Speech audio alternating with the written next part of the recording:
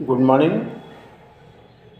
यह व्याख्यान बीए प्रथम वर्ष के छात्र छात्राओं से संबंधित है। हिंदी साहित्य द्वितीय प्रश्न पत्र के अंतर्गत हमने हिंदी साहित्य इतिहास विवेचन के अंतर्गत आदिकाल, उद्भव और विकास, नामकरण, समस्या, विभाजन आदि पर क्रमशः बात किया।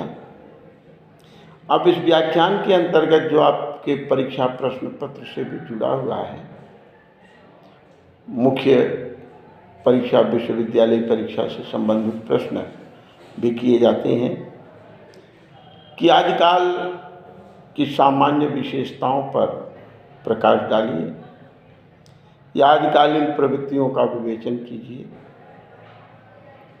आदि रूपों में प्रश्न किए जा सकते हैं।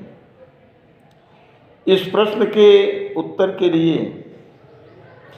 आपको हिंदी साहित्य के आदिकालीन समस्त सामग्री को केंद्र में रख करके मूल्यांकन करना होगा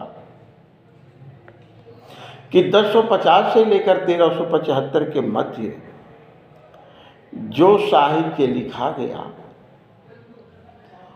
उस साहित्य लेखन के पीछे साहित्यकार की, कवि की अपनी सोच,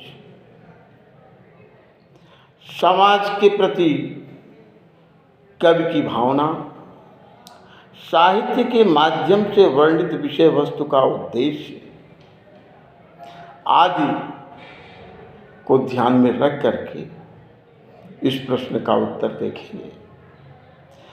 आपने आदिकालीन साहित्य विवेचन के अंतर्गत पढ़ा कि इस युग में लोक को, समाज को ध्यान में रख करके रचनाएं नहीं की गई, बल्कि रचना का उद्देश्य राजवृत्ति से जुड़े रहना और राजवृत्ति का प्रचार प्रसार करना। इसलिए इस काल में सर्वाधिक युद्ध और स्तुति गायन प्रधान विषय वस्तुओं की अधिकता रही। इस काल में हमारा देश राजनैतिक, सामाजिक एवं धार्मिक दृष्टि से पराभव, अवनति की ओर उन्मुख था। राजसी व्यवस्थाएं लोकहित में न रहकर वो एक निरंकुश शासक और शासन से संबंधित होती जा रही थी। इसके अतिरिक्त साहित्य रचना का, साहित्यकारों का उद्देश्य समाज को प्रेरणा देना या समाज का प्रतिनिधित्व करना न रह करके राजाओं द्वारा प्रशंसा, उपहार प्राप्त करना उद्देश्य रहा। इन सब दृष्टियों से जो साहित्य का मूल उद्देश्य था कि सहित इति साहित्य, यानी साहित्य जो हित से, कल्याणकारी, परोपकारी भावनाओं से युक्त हो, वह साहित्य सत साहित्य है। इस दृष्टि से हिंदी साहित्य का आदिकाल पूर्णतः अधूरा रहा है। प्राप्त सामग्री के आधार पर यदि इस काल की विशेषताओं को देखा जाए तो आचार्य रामचंद्र शुक्ल के शब्दों में एक तरफ तलवारों की खनकार तो दूसरी तरफ नूपुरों की झनकार सुनाई देती है। साहित्य में समाज में रहने वाले लोगों को स्थान न देकर राजाओं, उनके वंशजों को स्थान देकर के उनका चरित्र वर्णन करना, स्तुतिगान करना मुख्य उद्देश्य रह गया था। समझ में आ रही बात? यानी जो साहित्य का एक उद्देश्य है कि समाज का प्रतिनिधित्व करे, लोक जन भावना से जुड़कर साहित्य लिखा जाए, परोपकारी लक्ष्य को लेकर के साहित्य में विषय वस्तुओं को समाहित किया जाए, यानी जो समाज का प्रेरणा स्रोत रूप साहित्य में होना चाहिए, वह आदिकालीन साहित्य और साहित्यकारों के विचार से बहुत दूर रहा है। इस दृष्टि से यदि देखा जाए, हिंदी साहित्य का आदिकाल अपने आप में एक अलग विशेषताओं को, अलग प्रवृत्तियों को लिए हुए आगे की ओर बढ़ा, जिसका वर्णन हम विषय वस्तु के आधार पर करने जा रहे हैं। विषय वस्तुओं को देखें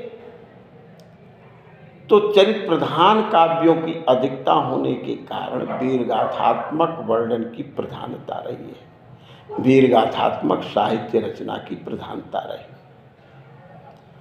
सामंतों का स्तुतिगान है, जहाँ एक तरफ वीर रस की प्रचुरता है, प्रधानता है, वहीं समान रूप से श्रृंगार वर्णन में भी इस काल के कवि सिद्ध हस्त रहे हैं।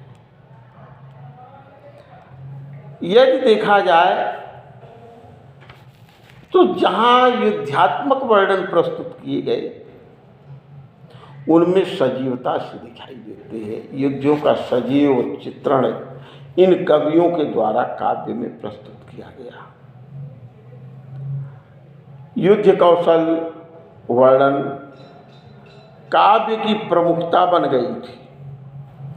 विजित राजाओं का यशगान करना, आश्रयदाता राजाओं की प्रशंसा करना इस काल के कवियों का मुख्य उद्देश्य था।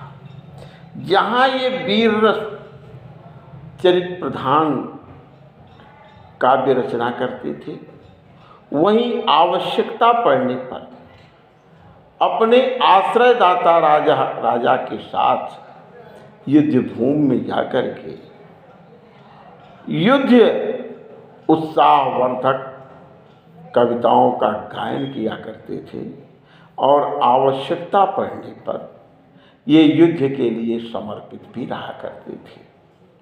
तो इस काल में वीर, श्रृंगार